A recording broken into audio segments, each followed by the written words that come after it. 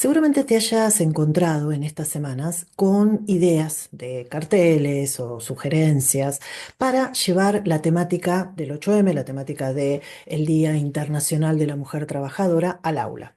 Pero también puede ser que en tu escuela, quizás, te hayan dicho que mejor este año, que las cosas están complicadas, hagan algo más tranquilo o directamente no nombrar el tema, o al contrario, que haya sido de quienes tienen el privilegio de poder armar un acto, una cartelera o un proyecto con las reivindicaciones del 8M de este 2025.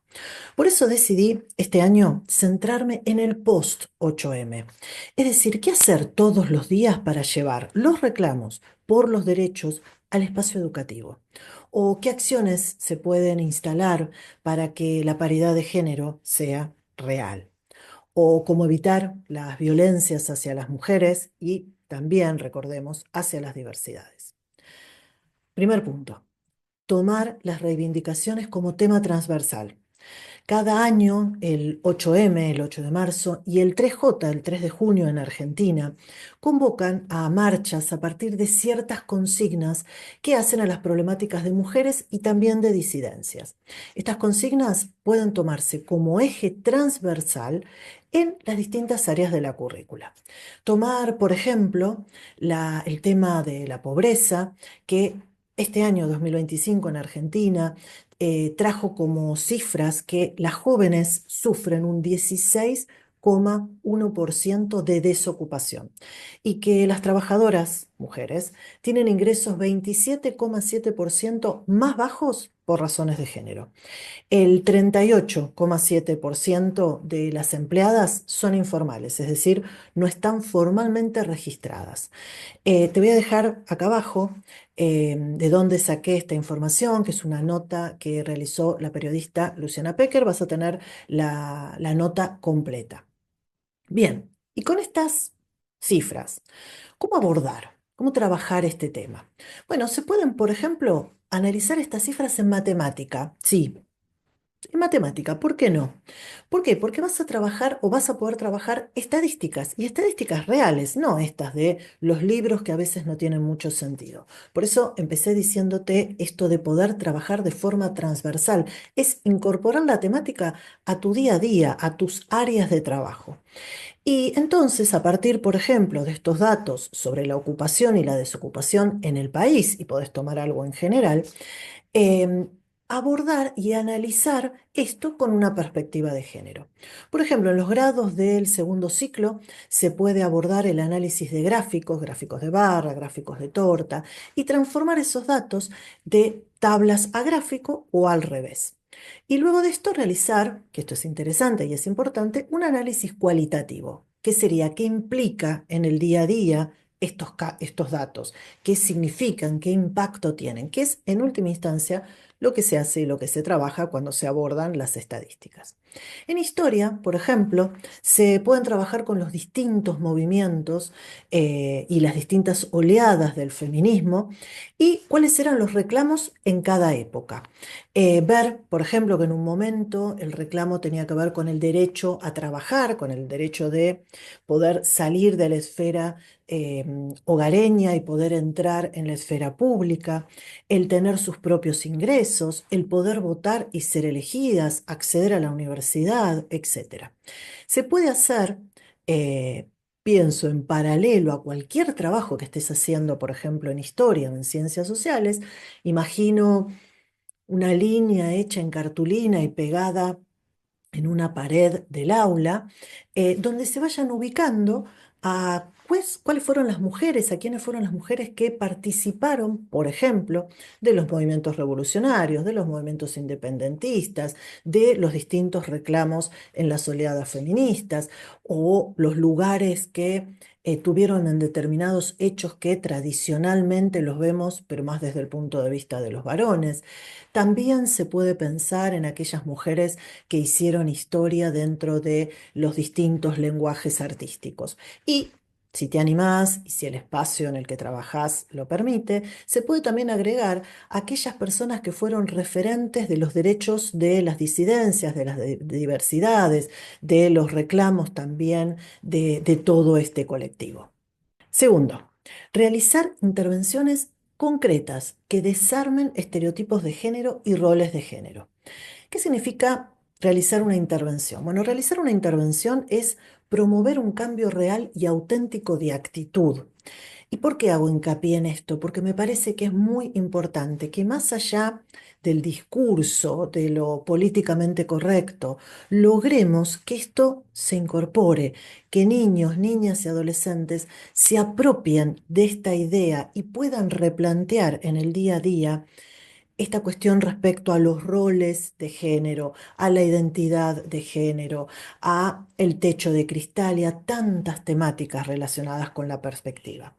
Entonces, no es tanto decir, sino hacer y lograr que haya una transformación en tus estudiantes. Y para esto, y esto es importante, debe haber previamente un cambio de mirada del docente, ya que estas acciones van a ser en el día a día y entonces van a depender mucho y de tu disposición y de tu atención frente a poder modificar en todo lo que sucede en el uno a uno, dentro del grupo, en lo cotidiano. Por ejemplo, se me ocurre armar equipos mixtos de deportes de todo tipo, sin que se diferencien si son de varones o si son de nenas, hacer participar en juegos y actividades sin determinar género o hacer reflexionar si esto ocurre en el cotidiano. Una pregunta interesante que se puede hacer cuando aparecen estas frases de, pero este juego es para varones o este juego es de nenas, es, para jugar ese juego, ¿es necesario usar los genitales? Obviamente la respuesta va a ser no. Entonces, el juego puede ser jugado sin distinción de sexo. Esta es quizás, creo, la acción más compleja, porque implica un enorme trabajo de autorreflexión, de propia reflexión y de quitar todo el tiempo prejuicios y tabúes. Pero te aseguro que vale la pena. Y si en este proceso precisás ayuda, no te olvides, y te voy a dejar acá debajo el link, que tenés el curso virtual Entramando la ESI, cómo planificar ESI y no morir en el intento. Y esto te puede acompañar y te puede ayudar un montón. Tercero, jugar juegos que aborden esta temática. Varias veces en estos años, si me venís siguiendo, te propuse que incorpores el juego al día a día y en especial el juego didáctico pensado para educación sexual integral, como un recurso más en la biblioteca, en la juegoteca, en el espacio en el que vos quieras o puedas incorporar el juego. Tener este tipo de juegos a mano, estos juegos que están pensados específicamente, te permite de alguna manera que si los pones junto a los juegos de naipes o al twister o a un juego común de mesa, se naturalice la temática. Y pensemos que la educación sexual integral necesitamos justamente naturalizarla. También se me ocurre, y esto también lo he propuesto en algunas guías didácticas o en algunos materiales, organizar jornadas de juego en distintos momentos del año, al final del trimestre, el día de la primavera, el día de las infancias, distintos momentos que pueden ser festejados con un espacio de juego. Y ahí también incorporar lo lúdico y por supuesto en el día a día. ¿Y qué juegos te pueden servir para abordar roles y expresión de género? Bueno, te voy a dejar acá también debajo en la cajita opciones, links para que conozcas algunos juegos que son para comprar y otros que son descargables y que te los podés descargar. Uno es Desarmando los Géneros, que si venís siguiendo a Poner en Juego seguramente lo conocés, que es un juego apto para todas las edades, a partir de los 4 años, porque tiene distintas dinámicas y distintos niveles de dificultad. Podés jugar únicamente, por ejemplo, con los rompecabezas, donde ahí abrís el tema de la identidad de género, pero también de la expresión de género, por ejemplo, en la forma de vestirse o en el pelo o en la forma de mostrarse hacia los demás, o hablar de cuerpos diversos. Pero si incorporás las tarjetas, vas a tener muchísimo más material para desarmar estereotipos, para replantear y ayudar a reflexionar sobre el género. Si te interesa, te lo dejo aquí debajo. Otro juego es Viajando a través de los géneros. Es un juego pensado para nivel secundario, es un juego descargable y a través de un tablero que tiene un recorrido, los niños o los adolescentes van aprendiendo sobre el lugar de las mujeres y de las diversidades en el mundo a través del tiempo. Como te dije, es descargable y también te lo voy a dejar aquí debajo para que te lo puedas descargar, lo puedas imprimir y utilizar.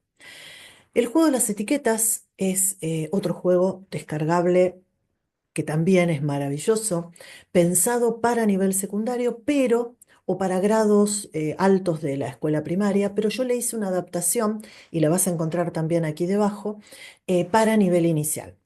¿En qué consiste? Es un juego que aborda los roles de género y hago así porque tiene las dos típicas figuras de los baños públicos y a través de estas dos figuras la idea es pensar con unas tarjetitas cuáles son las actividades que se creen o que se piensan que son exclusivas de varones y cuáles de mujeres y en el juego original esto además se le incorpora y se rompe un poco la estructura de lo binario a través de poner tarjetas en relación con la orientación sexual. Lo vas a encontrar también aquí debajo.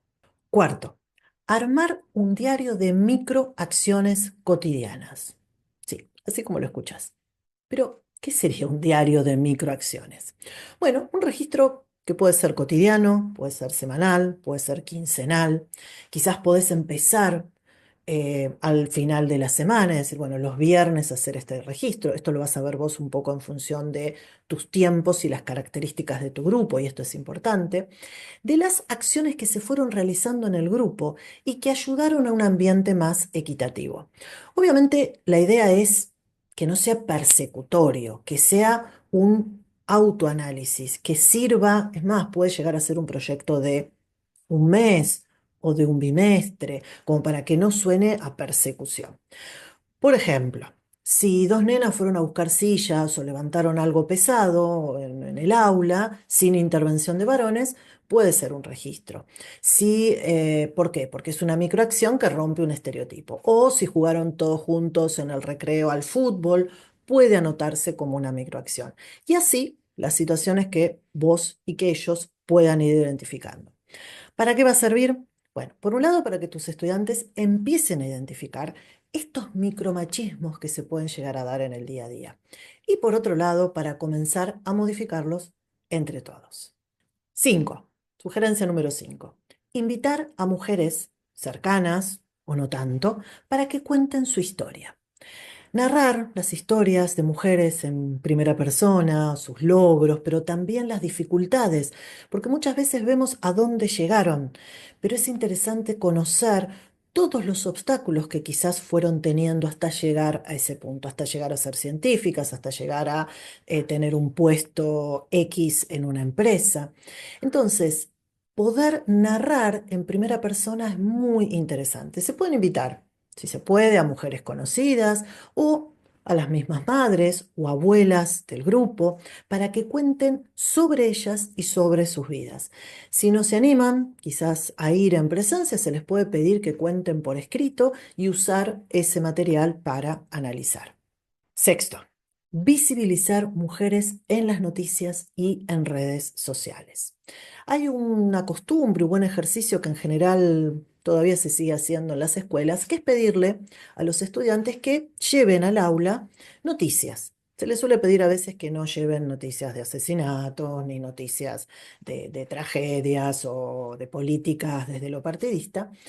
Y entonces a esa consigna quizás se le puede agregar que traten de buscar noticias donde las mujeres sean protagonistas o donde se hable de estos descubrimientos, de avances que tengan a mujeres como representantes o equipos coordinados por mujeres. ¿Por qué? Porque de alguna manera va a servir esto también para visibilizar. También pueden ser noticias que hablen de las dificultades que las mujeres han tenido que enfrentar a la hora de, no sé, por ejemplo, salir solas o lograr un puesto de trabajo.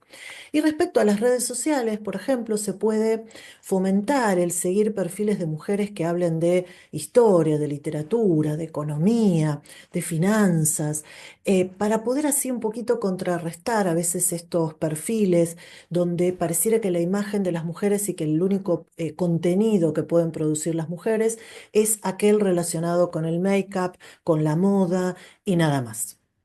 7. Dar protagonismo a la voz de niñas y adolescentes en lo cotidiano. Así como hablamos de estas microacciones, esta también puede ser, pero propuesta por vos como docente, como coordinadora de talleres, como quien está al frente.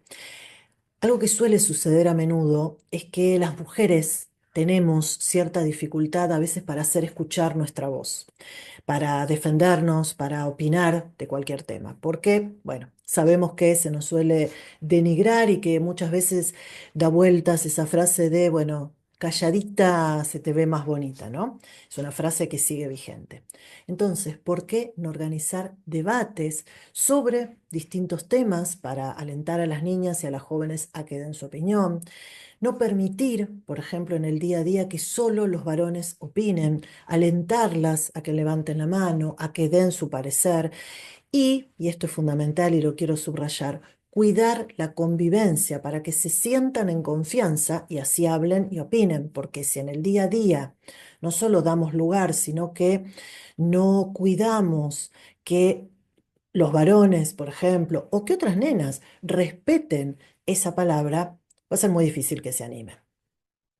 Bien, y llegamos a la octava. Te prometí 8 sugerencias, 8 ideas para el post 8M.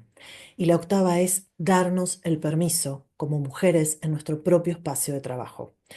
La primera puerta de entrada de la ESI, de la educación sexual integral, es la reflexión sobre nosotras, sobre nosotros mismos. Si sos una docente mujer o te identificás al menos como una, es muy importante enseñar con el ejemplo. Sabemos que el ejemplo enseña mucho más que las palabras. Entonces, hacelo con tu actitud cotidiana. Nada enseña más que las propias acciones. Date permiso para hacer, para opinar, para debatir, para defender tu rol y tus ideas. Sé que no es sencillo, pero es importante que lo hagamos. Es una opción fundamental para seguir trabajando el 8M en lo cotidiano.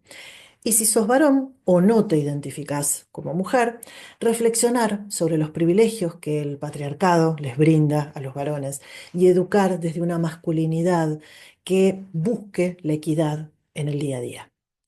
Y bueno, y ahora contame, si tenés ganas en comentarios, contame vos, ¿qué acciones implementarías en tu aula o en tu espacio de trabajo para convertir el 8M en una práctica cotidiana?